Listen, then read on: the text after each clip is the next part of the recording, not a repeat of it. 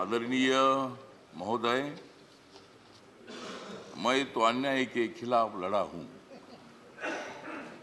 मैं तो अन्याय के खिलाफ लड़ा हूं, इसलिए आपको बधाई देने के लिए यहां खड़ा हूं। आपका अनुभव बहुत ही बड़ा है। आपका अनुभव बहुत ही बड़ा है, इसलिए आपने संघर्ष का पहाड़ चढ़ा है।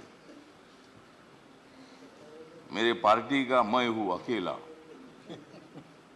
मेरे पार्टी का मैं हूं अकेला, लेकिन मेरे हाथ में है संविधान का पेला। मैं हूं मेरे पार्टी का अकेला, लेकिन मेरे हाथ में है संविधान का पेला। मैं तो हूं आपका सच्चा चेला। मैं तो हूं आपका सच्चा चेला, मुझे मत छोड़ो अकेला।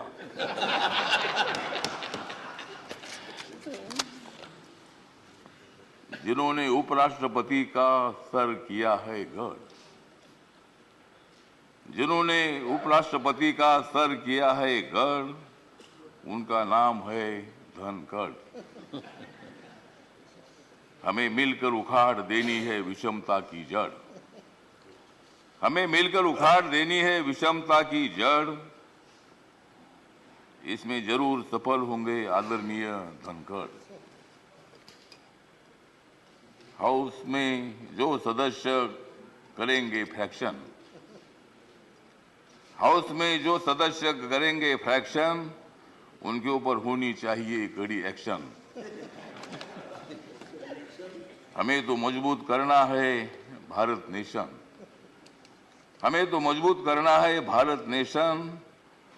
हंगामा करने की हमें नहीं चाहिए फैशन। तो हमें पूरा विश्वास है कि आप बहुत बड़ा संघर्ष करते करते यहाँ पहुंचे हैं। गांव से आकर किसान के बेटे के माध्यम से आप इतने बड़े उच्च पद पर आए हैं। इसमें आपका अनुभव, आपका बहुत बड़ा संघर्ष है। बहुत बड़ा काम आपने किया है। आपने पश्चिम बंगाल में गवर्नर का जो काम किया है, बहुत बड़ा वहाँ चैलेंज था। वहाँ काम करना बहुत बड़ा मुश्किल था, लेकिन आपने बंगाल में बहुत अच्छा काम किया है।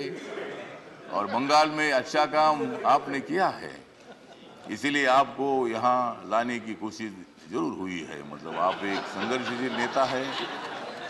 मतलब वहाँ अगर आपका काम ठीक नहीं होता था तो शायद ये पद आपको मिलना बहुत बड़ा मुश्किल था, लेकिन आपने बहुत अच्छा काम किया है। ठीक बात है, बंगाल भी अपना ही है, सभी बंगाल के नेता भी अपने हैं। देश का एक वो राज्य है, और कोई भी राज्य हो, यहाँ किसी पार्टी की सत्ता आती है जाती है, कोई मुख्यमंत्री होता है, कोई नहीं होता है। कभी हम भी मतलब 3 बार सांसद रहे लोकसभा में, और मैं शिरडी में मैं हार गया, लेकिन मैं घर में बैठा नहीं, मैं घूमता रहा।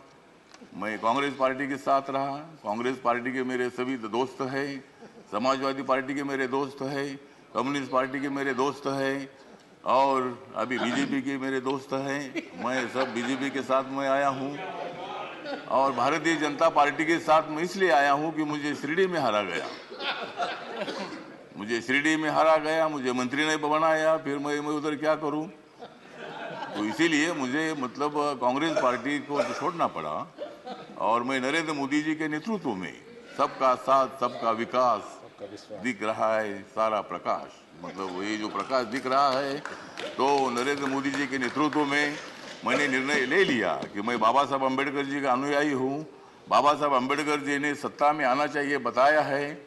मेरी अकेली पार्टी सत्ता में नहीं आ सकती है, किसी के साथ मिलकर ही सत्ता में आ सकता हूँ। और मेरे पार्टी का मुझे लोग पूछते हैं कि तुम्हारा पार्टी का एक भी लोकसभा में मेंबर नहीं है, तो भी आप मंत्री कैसे हैं। तो मैंने बोला, माननीय नरेंद्र मोदी जी को जाकर पूछो, मतलब मैं कैसा मंत्री हूँ। मतलब मैं अकेला हूँ, लेकिन मेरे पार्टी के लोग पूरे देश भर में है। नॉर्थ ईस्ट में मेरी पार्टी सभी पार्टी है, और मुझे बोलने का मौका दीजिए। मुझे मालूम है कि आप बहुत अच्छे आदमी हैं, और मैं आपको, हाँ, आप मुझे हर बार बोलते थे कि हमको कविता सुनाओ।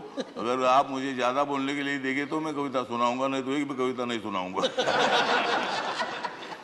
तो ठीक बात है, तो इसीलिए मतलब कविता सुनाता भी रहूँगा। और आप एक अनुभव है, तो इसीलिए अपोजिशन को भी आप मौका दीजिए, हंगामा करने के लिए मौका दीजिए, लेकिन एक आधा दिन हंगामा करने के लिए मौका दीजिए, दूसरे दिन एक्शन होना चाहिए और हाउस का काम भी मतलब चलना चाहिए। इसीलिए आप एक सर्वोच्च हाउस के आप चेयरमैन बन गए हैं। इसीलिए मैं, मेरी जो आरपीआई है, रिपब्लिकन पार्टी है, गरीबों की पार्टी है, दलितों की पार्टी है, इस पार्टी की तरफ से मैं आपके साथ हूँ। मैं हमेशा आपको साथ देता रहूँगा और आप मुझे बोलने का मौका देते रहो। जय जय भीम, जय भारत।